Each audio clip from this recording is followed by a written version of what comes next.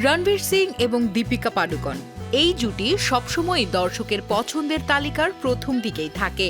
এই জুটির রসায়ন শুধুমাত্র অন স্ক্রিনে নয়, অফ স্ক্রিনেও দেখতে বেশ পছন্দ করেন দীপবীরের ভক্তরা।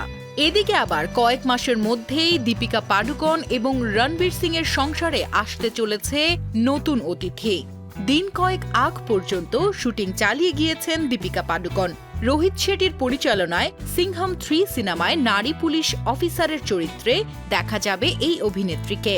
যদিও এই মুহূর্তে তিনি আছেন স্বামীর সঙ্গে বেবি মুনে, কিন্তু তার মাঝেই এবার বিয়ের সমস্ত ছবি সামাজিক মাধ্যম থেকে মুছে দিলেন রণবীর।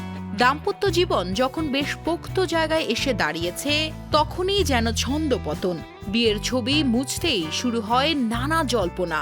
তবে কি সন্তানের আগমনের আগেই মনোমালিন্য হলো তাদের? এদিকে এবছর মেট গালায় অনুপস্থিত ছিলেন অভিনেত্রী, তাই তো খানিকটা প্রচারের আলো থেকে সে দূরে রয়েছে। চর্চায় নেই দীপিকার সাজ পোশাক, সেই জায়গায় এবছর মেট গালায় নজর কেড়েছেন আলিয়া ভাট। নিন্দুকেরা বলছেন প্রচারে থাকার জন্যই কি এমনটা করছেন এই অভিনেত্রী। এর আগে ভিকি কৌশল ও ক্যাটরিনা কাইফের বিয়ের সময়ও নিজেদের বিয়ের ছবি পুনরায় পোস্ট করেছিলেন দীপিকা। সেই সময় অনেকেই বলেছিলেন নিরাপত্তাহীনতায় ভুগছেন দীপিকা।